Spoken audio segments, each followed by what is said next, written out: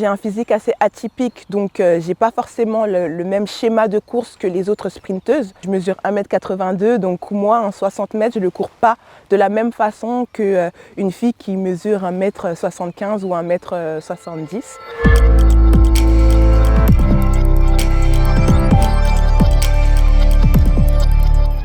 Bonjour, je m'appelle Sarah Richard, je fais de l'athlétisme, je suis athlète olympique et je suis représentée par l'agence Sport Model. Ça a commencé grâce à mon professeur de PS qui m'a un peu forcée à commencer l'athlétisme car j'adorais courir en fait et je faisais souvent la course avec les garçons et je les battais.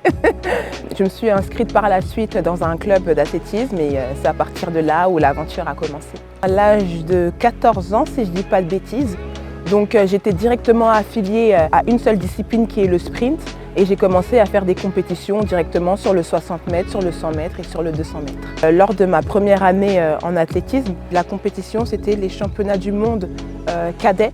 Donc c'est à partir de ce moment-là où j'ai touché très vite au sport de haut niveau en tant que jeune. Par la suite, ça s'est enchaîné. Tous les ans, j'avais au moins une compétition à l'international où je devais représenter la France sur le sprint.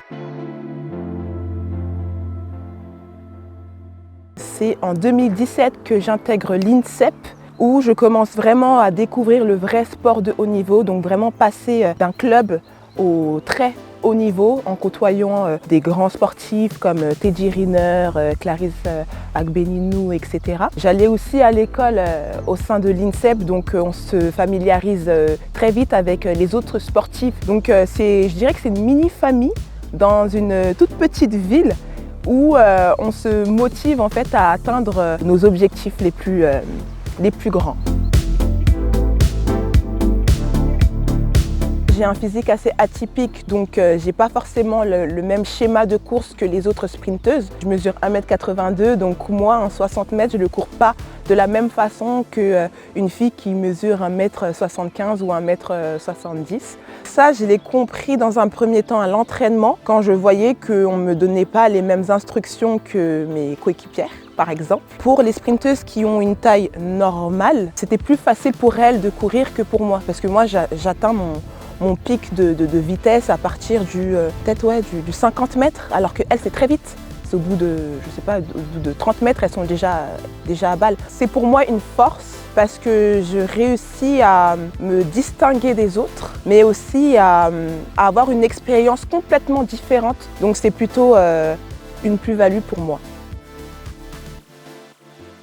Un an avant les JO, c'est-à-dire en 2023, je me fais une très grosse blessure au niveau des ischios. Pendant 8 mois, je suis en rééducation et je reprends les compétitions l'hiver 2024 avec un très gros challenge qui était de participer aux Jeux Olympiques de Paris. C'était l'année où j'ai été le plus motivée en fait. J'ai appris que j'étais sélectionnée aux Jeux Olympiques juste après les championnats de France, parce que pour nous, c'est une compétition de sélection. Pendant les Jeux Olympiques, c'était super excitant parce que c'est à ce moment-là en fait, où on se rend compte qu'on va faire les Jeux Olympiques. En fait. C'est vraiment le seul moment de ma vie, je pense, que j'ai vu tous les Français se réunir dans un stade et vraiment exprimer leur fierté d'être français et de supporter vraiment des athlètes français. Ça a été une très bonne expérience humaine et une très bonne expérience aussi sportive. Et après les JO, ça a été très fatigant et très nostalgique aussi, je dirais. J'ai très vite accepté le fait que les Jeux Olympiques n'étaient plus d'actualité. J'ai vraiment essayé de prendre du temps pour moi, vraiment respirer, prendre des vacances et repartir pour une Olympiade avec les restes des JO, le reste de rêves et d'expériences positives que j'ai vécues à ce moment-là pour essayer de les revivre à Los Angeles de la même façon. Mon premier plus beau souvenir, c'est ma première sélection en équipe de France jeune au championnat du monde en Colombie. Je pense que c'est vraiment à ce moment-là où je me suis dit que c'était une très belle chose le fait que j'ai commencé le sport parce que ça m'a permis de voyager dans un pays qui est réputé comme dangereux, etc. alors que les Colombiens sont juste adorables. Deuxième plus beau souvenir, c'est ma première médaille internationale. Ça a été à la fois mon pire souvenir mais aussi mon meilleur souvenir car j'ai eu la médaille de bronze alors que sur papier je devais avoir la médaille d'or.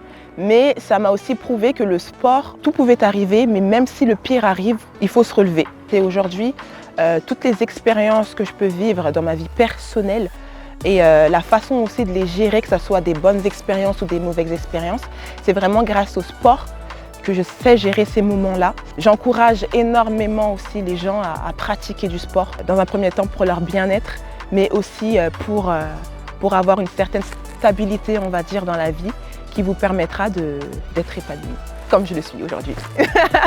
Un grand merci à Sport Model d'être venu chez moi, à Poitiers, et on se retrouve bientôt sur les pistes.